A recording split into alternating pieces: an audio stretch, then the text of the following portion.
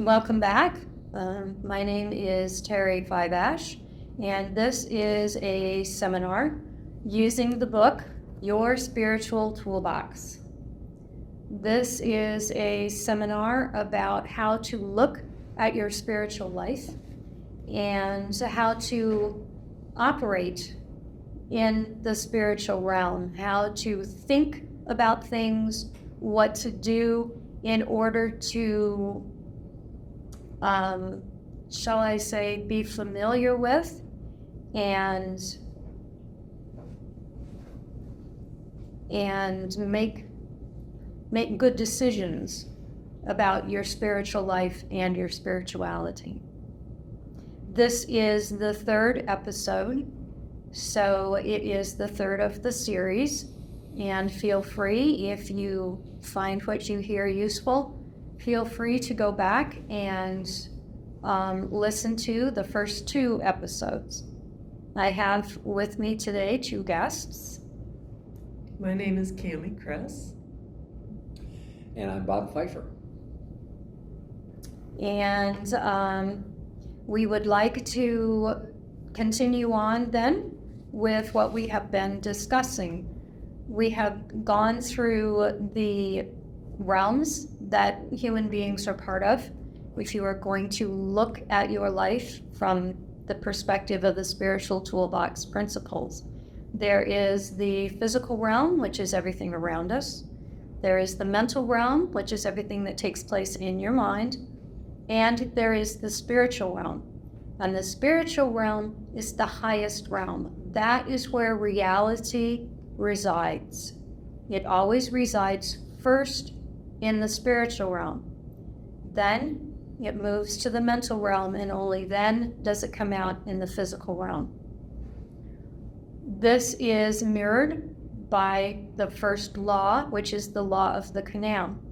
That is based on your anatomy, and it is the fact that your brain is the bridge that carries things from this spiritual realm through to the physical realm. There are two gates through which this happens. The first are theta waves, and this is the gateway between your spiritual realm and the mental realm. If you receive information directly from the spiritual realm, it will come in through theta waves at theta level. This is one reason why God says, please quiet yourself, be still, and know that I am God. In quietness and confidence will be your strength. The second gate that goes from the mental realm to the physical realm is the hypothalamus gland. This gland is what transfers thought into a physical reaction. This is the gland that orders the pituitary to give you chemical dumps that we call emotions. Every thought that your brain accepts has an emotion attached to it. So every thought that your brain accepts becomes expressed physically through the action of the hypothalamus gland. It can also become action through words or something that you do, but it will always be expressed in your body as an emotion unless the thought is rejected. Second law is the law of the will, and this states that you decide what you accept. Your will is free. Nothing can stop you from making a decision. You may not be able to carry the decision out, but nothing can stop you. That means that when you make a decision, when you are set that this is what you want, God, because He gave you free will honor that decision. If it is a good decision, things will go well.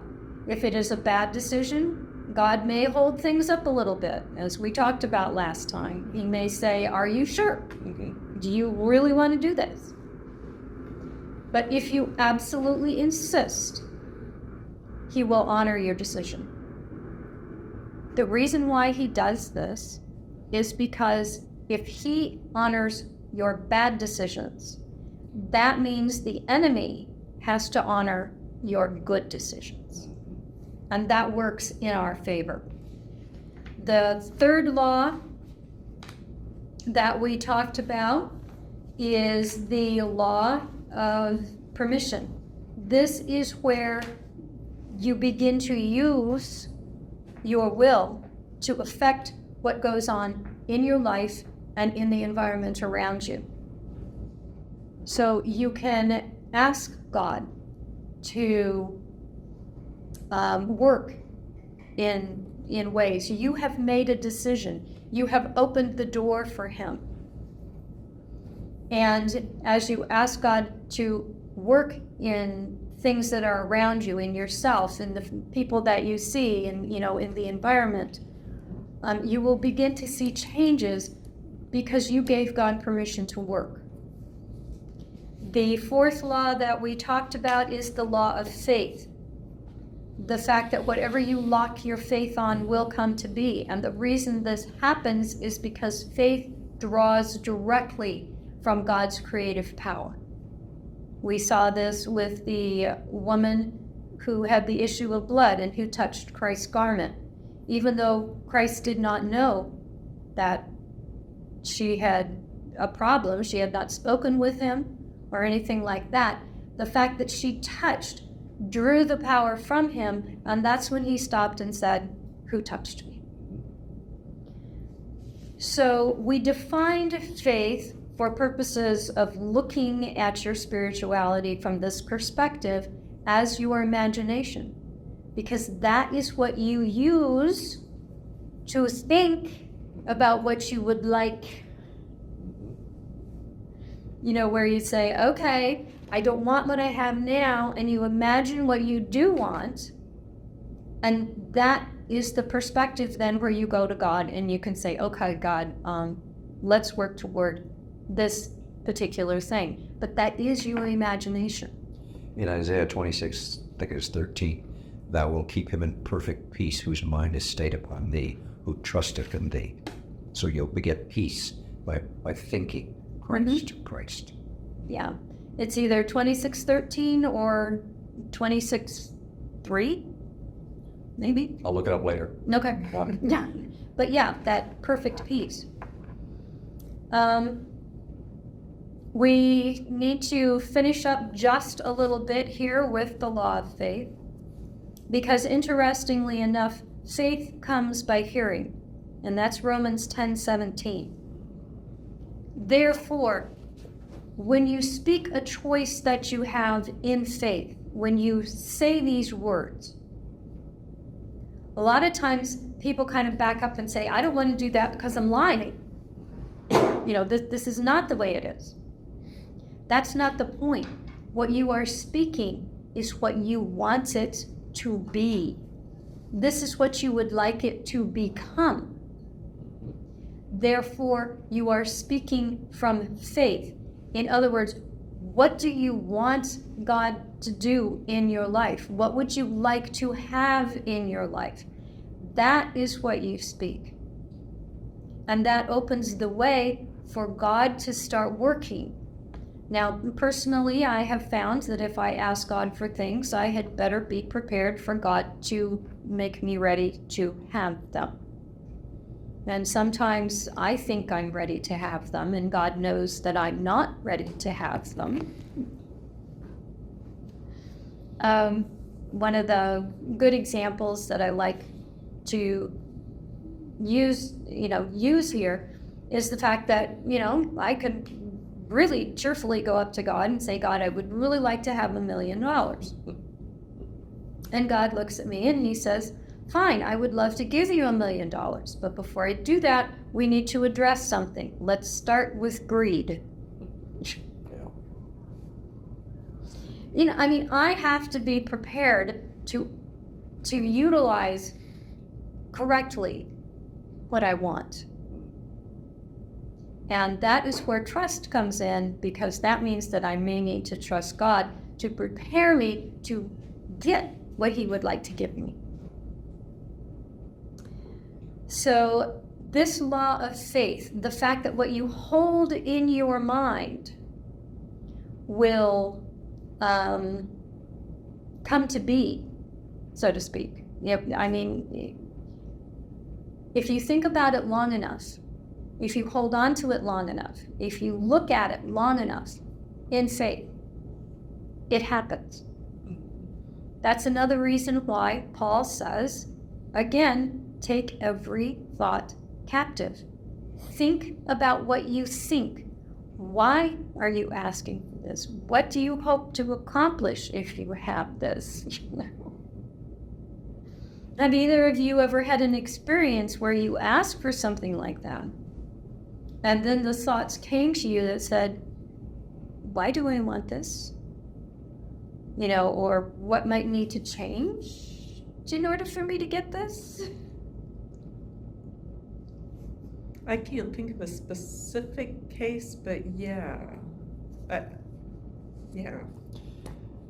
I know in Proverbs it says, I believe it's Proverbs, Lord, give me enough to satisfy me, but not enough to so be hungry, something like that. Mm-hmm. And I have prayed, I said, Lord, if you're going to bless me, don't bless me too much. And he hasn't. He does take into consideration what we would like.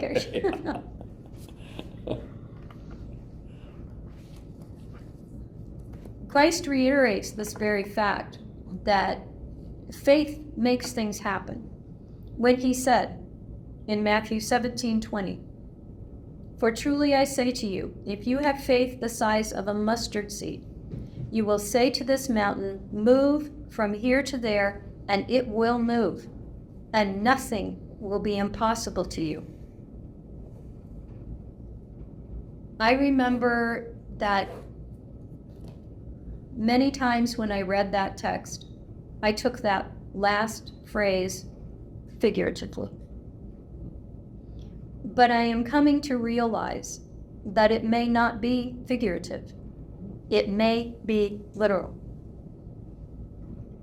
If you have the faith, if you are going with God, maybe indeed truly nothing will be impossible. So this brings up one question, because I often think things not so much for myself, but for my family or friends or whatever. And yet they have free choice. Mm-hmm. So how far does that extend? My thoughts on that would be it extends all the way to the other person's decision. Free will can override anything. Free will override God's will when you think about it. Because if you absolutely insist on going with the enemy, God will stand back and let you. He might argue with you for years.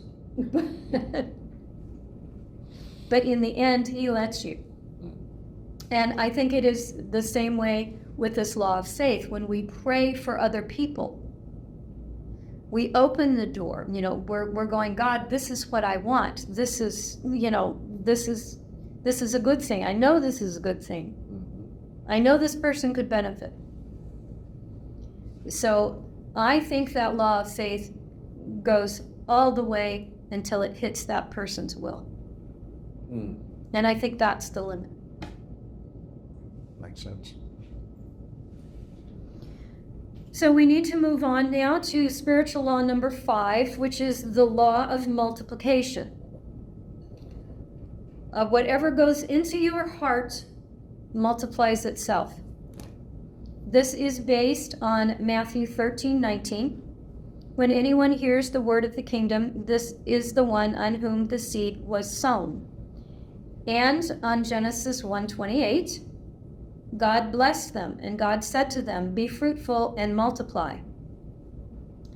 The biblical heart, in the Hebrew, in the Old Testament, anytime you see that word heart, what comes to the Hebrew's mind is any part of the human being that cannot be touched.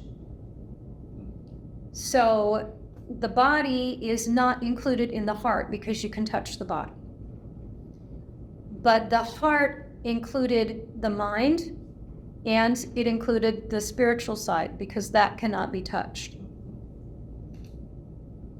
So the heart of a person resides in their mind, and whatever thoughts are accepted into the mind are thus also accepted into the heart.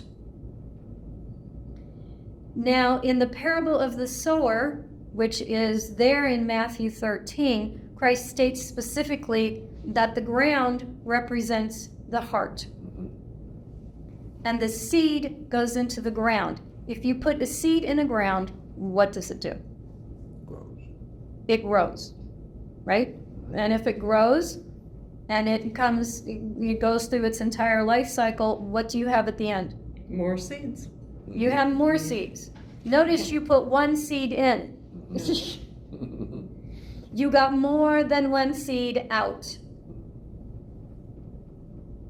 That is because the heart obeys the first command that God gave to humans, which was, be fruitful and multiply.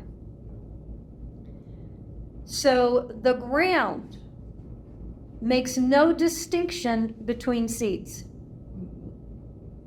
The ground will grow good seeds and it will grow bad seeds. As anybody who has ever had a garden or a flower garden, or who does not want dandelions in their grass, will know.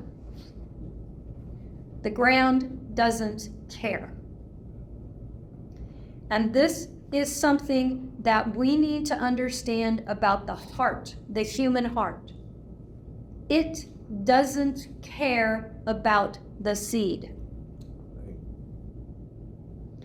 It will multiply bad seed just as readily as it will multiply good seed. Guard your heart. Guard your heart. That's why we're told to guard our heart. So when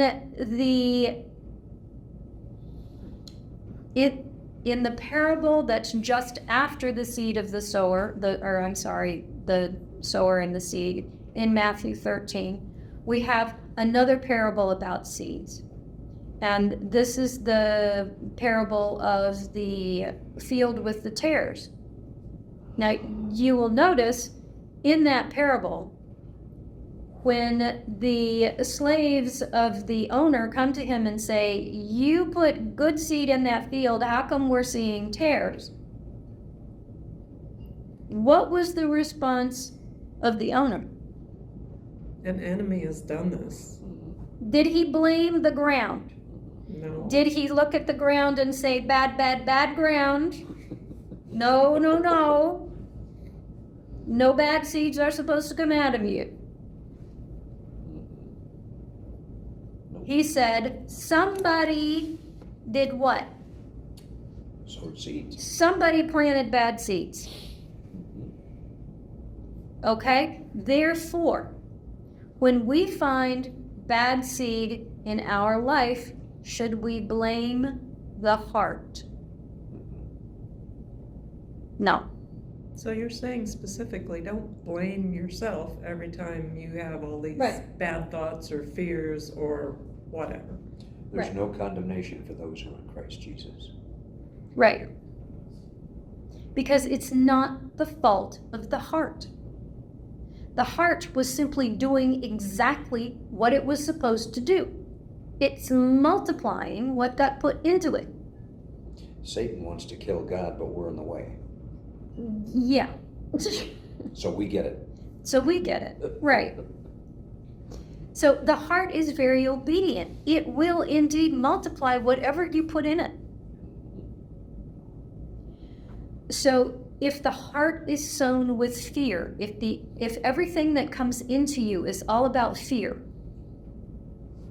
don't be surprised if you get a harvest of even more fear. Your heart is going to do what it is supposed to do.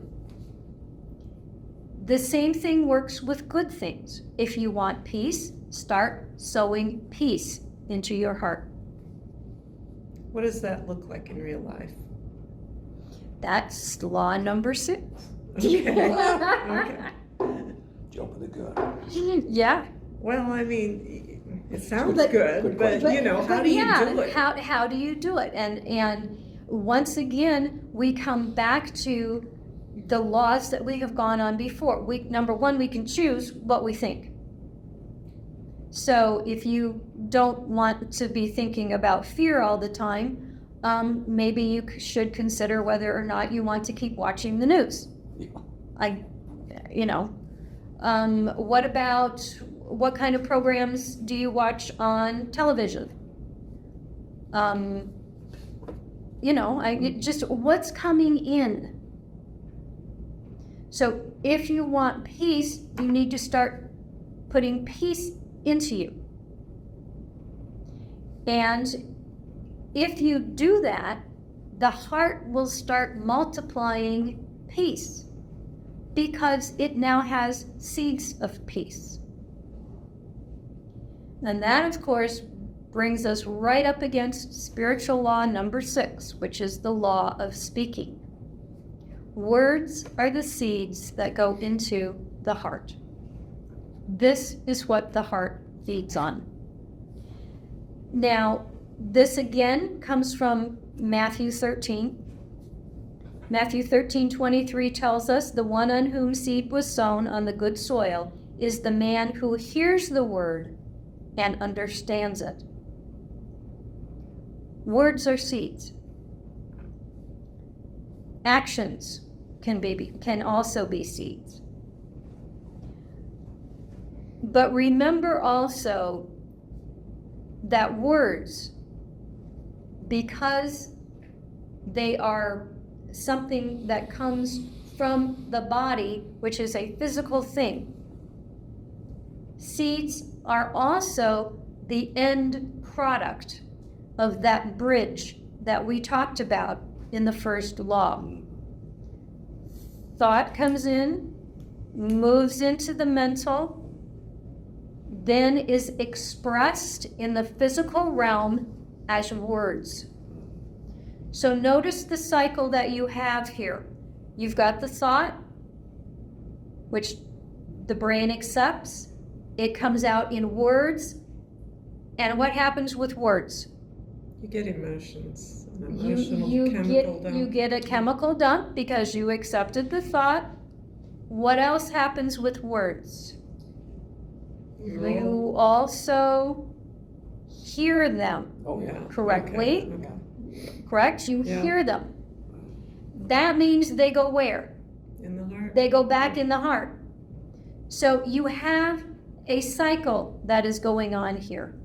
And notice that cycle can be either good or bad.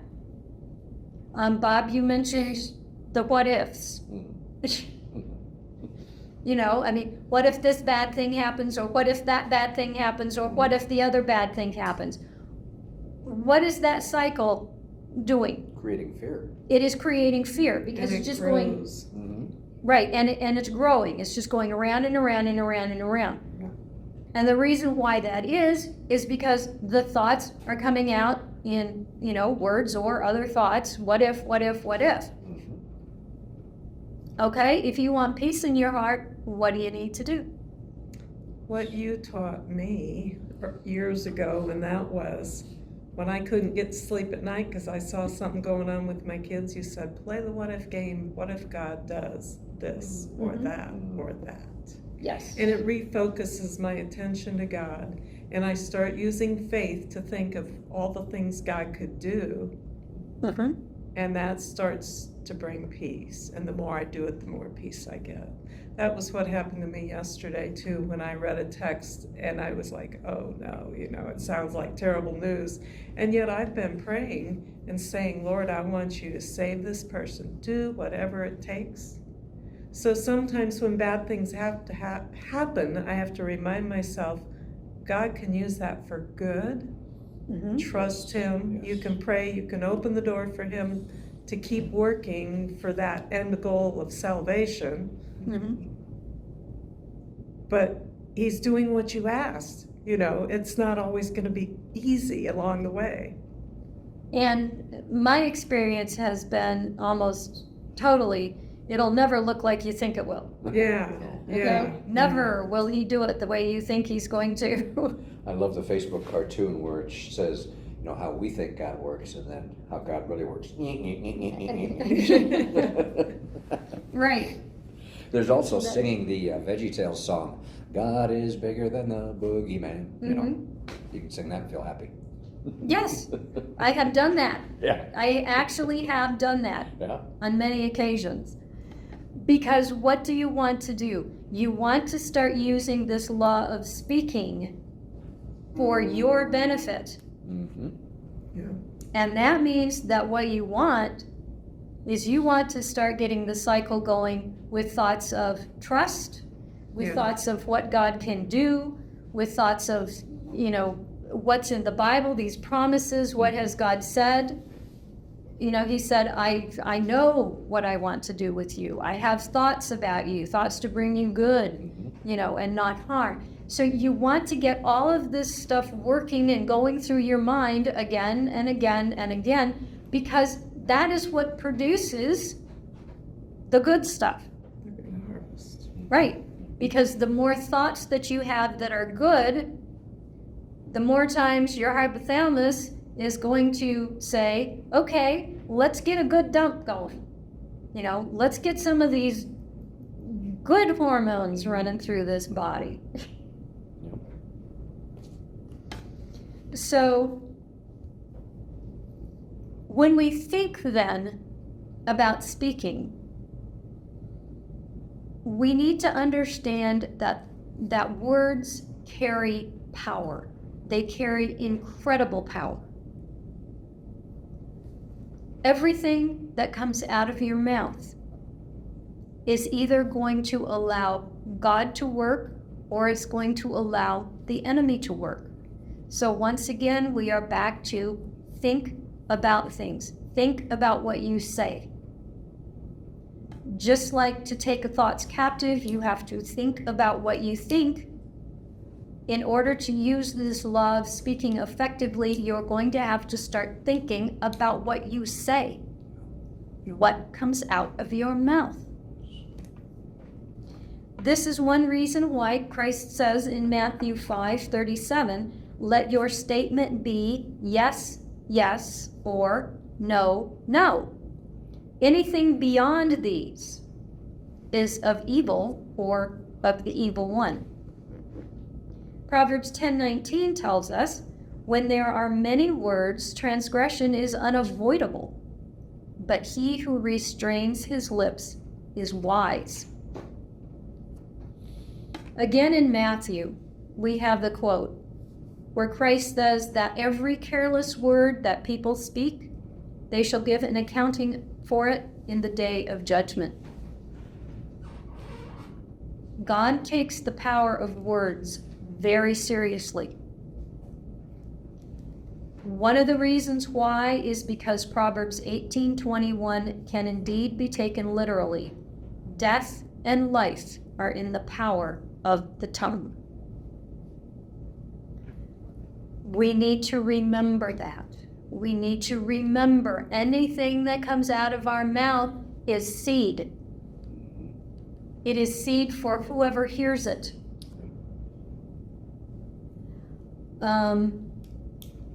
If it enters into a person's mind, it goes into their heart, and it will indeed multiply there. So, when we understand that power, we begin to understand curses. One of the definitions, of course, that we gave was blessing and cursing. Remember, cursing is permission for who to work in the life? For Satan or the enemy. Right. It's permission for Satan to work in the life. Yeah. So a lot of times we don't understand how that can happen. But if, for instance, as a parent, you have a kid who never seems to clean up their room, and you walk by the room and you look in and it's a mess, and you look at your kid and you say to the kid, "You are such a mess. Why is your room always such a mess?" What has just come out of your mouth? A curse. You have told the kid, you, the parent, with the spiritual authority over the child, have just said, "You, child, are a mess." You should not be surprised if that comes true. Or, "You'll never amount to anything with that attitude." Okay, they will not amount to a thing. Yep, that's exactly the same thing. Okay, what comes out of your mouth? So, knowing those kinds of things, pay attention to what you say. Pay attention to how you talk.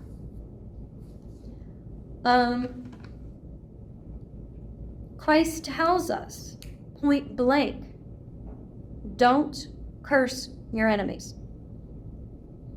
Luke 6:28, bless those who curse you and pray for those who mistreat you.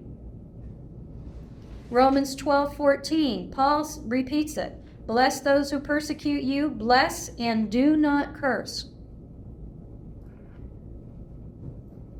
Once again, when you speak those kinds of words to somebody, the person hears it. It goes into them. Who else hears it? I do, if I'm the one that said it. Right. If you're the one that said it, you're hearing it as well. If you are hearing it, that means those very words have just gone into your heart. That means you have just opened the door in yourself for the enemy to come in and work. Another reason why don't curse other people. Because the very thing that you are putting on them is also going to rebound on yourself.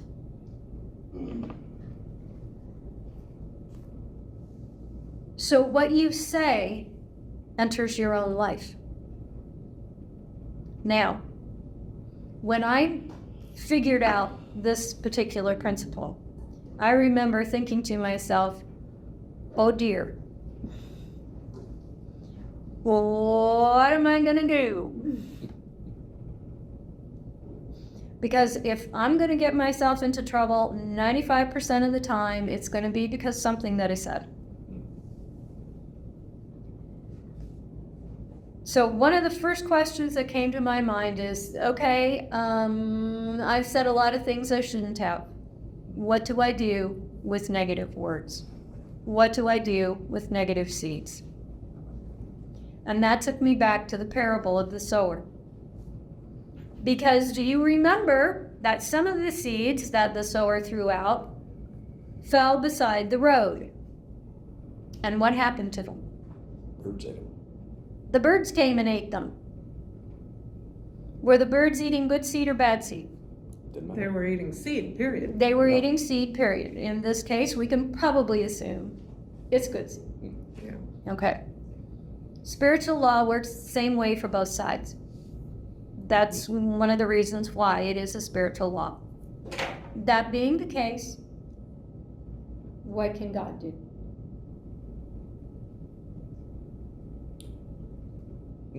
He can send the birds Yes. to remove bad seed. So you pray about that. Yep. You can send the birds to remove bad seed. Because if Satan can remove good seed, that means God can remove bad seed. Because the law works the same way for both sides. So when we say the birds, what are we really saying? We are really giving God permission to come in and remove. Okay. Yeah, and remove what has been planted or what's growing or. I've prayed that prayer. Our mother growing up said some things that were hurtful, and she passed away years ago. And so I have prayed, Lord, please take those seeds away from myself and my sisters. Yes. Yes. And this is one of the most powerful things about this law of speaking. The fact that you can indeed ask God to come in, or send the birds, as we say. Ask God to send the birds and remove these seeds from your life. It doesn't matter if the person who spoke them is dead, as Bob has just said. It doesn't matter if the person who spoke it has no idea of what they did. If there is seed in you that is going to bring a bad harvest, ask God to come in and take it out. He can. And that can be a very powerful thing. It also works, of course, for things that you have said to others. I can think of some things that came out of my mouth when I was in high school. And I had said, Lord, please go to that person and take the seed away. Don't let the seed stay there. Make it right. So, another aspect of this, which I personally think is true, is the fact that God is not bound by time. So if I have said something that was harmful to someone who has since died, I don't need to worry about it. I can still go to God and say, please, take the seed out of them. I don't know how he does it, but I do believe that he is not bound by time. So somehow, I believe that he can go and he can do that. I have discovered that when it comes to my faith, I am not the one who is supposed to figure out how it happens. That's God's job. Probably couldn't figure it out anyway. No, I couldn't. So use this power of speaking. Use it to call into being what you want in your own life. I got to thinking about this one time, and I thought, okay, so you wake up in the morning and you kind of spend some time there in bed, and you talk to God a little bit before you get up. That would be a perfect time to use this law of speaking. To be able to say, all right, what would I like to see in my life today? What would I like God to do today? Speak it.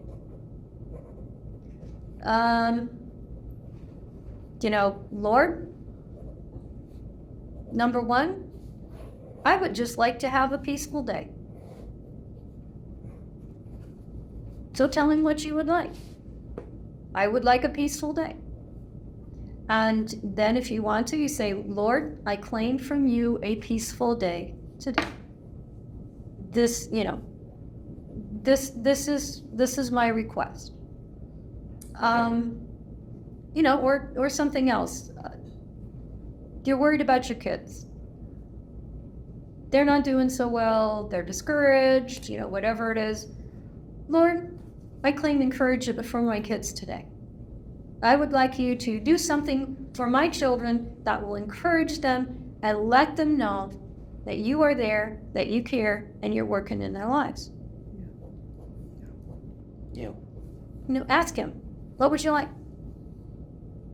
I know people who wake up and based on like the first thing that happens to them, it's like, oh shoot, this is going to be a terrible day. It's already started out bad. And others I've heard recently the idea instead they decide what your day is going to be instead of letting it sort of happen to you. So it's kind of like what you were saying. Yes. Lord, this is what I want, And so giving God permission to work in that way.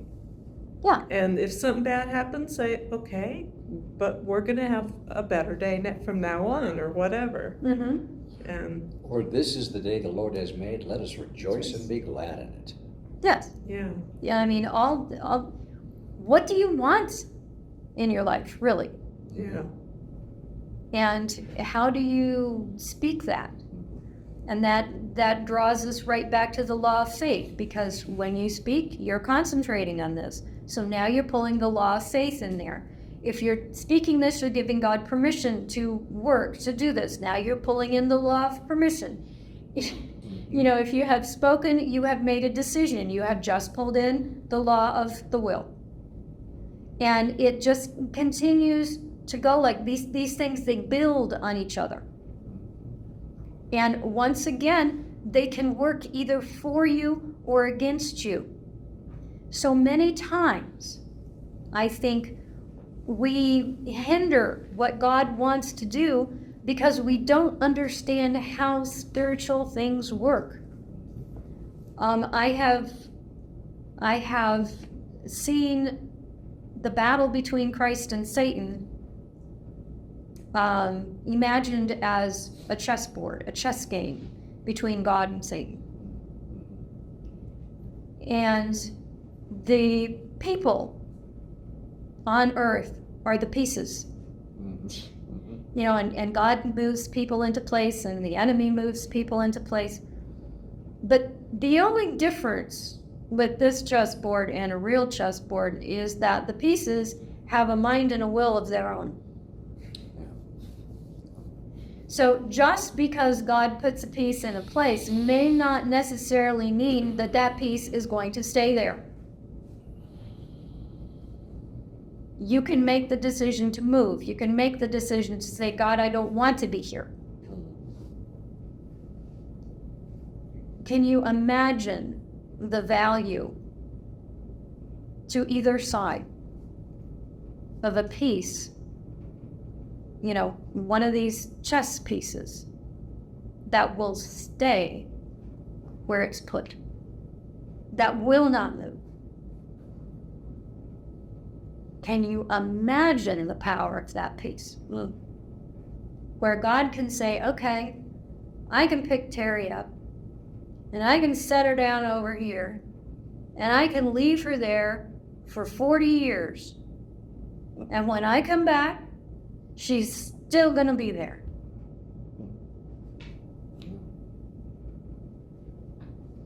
If God can have that kind of confidence in us, think about what he can build around you.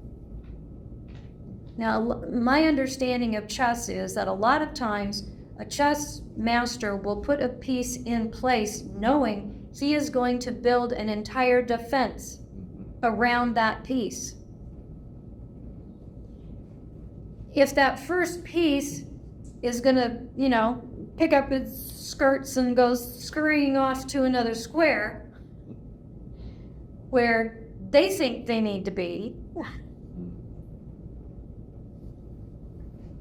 you know, what can God do? That plan has just gone up in smoke. That's why we're to test the spirits so that we have a discernment of who's talking to me. And then we'll know the way to go. And because God can say, hey, Bob, do this. Well, if I don't do this, then he said, okay, hey, Jack, you come here now. Right. We'll use somebody, Right. but I just gave up my chance. Or not. And so many times, I think that's what we do. Because, like, I don't see any reason why I should do this. I remember one particular day that happened after I'd been working with the Toolbox principles for about 2 or 3 years. And God told me to do something that I did not see any reason for. And I said, I'll do it tomorrow. And the thought just came to my mind, no, you've got to do it now. And I argued. I said, look, I'm going to see this person tomorrow. We have already made, you know, arrangements. They're going to come, da-da-da-da-da. I really don't need to do that now. And God said, no, you need to do it now. And then finally, I was driving down the road. I said, okay. I turned the car around. She went back and did it. Over the next 24 hours, an entire series of events played out, one after the other. There were 8 or 9 events that happened in that 24 hours. Some of them were so closely constricted by time that if I had delayed something even 10 minutes, the entire sequence would have been ruined. Wow. All the way down through to end up giving somebody something that they had prayed for months. Mm. And I just thought about that. And I thought, okay,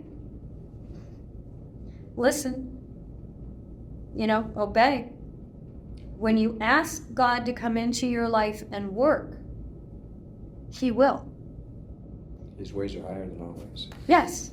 And for me, that's one of the things that I hope that this seminar will do, is that it will enable people to understand, to be able to work with God. So as you learn this stuff, I hope that you will start to use it and that you will gain a greater understanding. So next time, when we come, we are going to do the last 2 of the spiritual laws, and we will have a complete understanding then of how the spiritual realm works. Hope that you can come back then.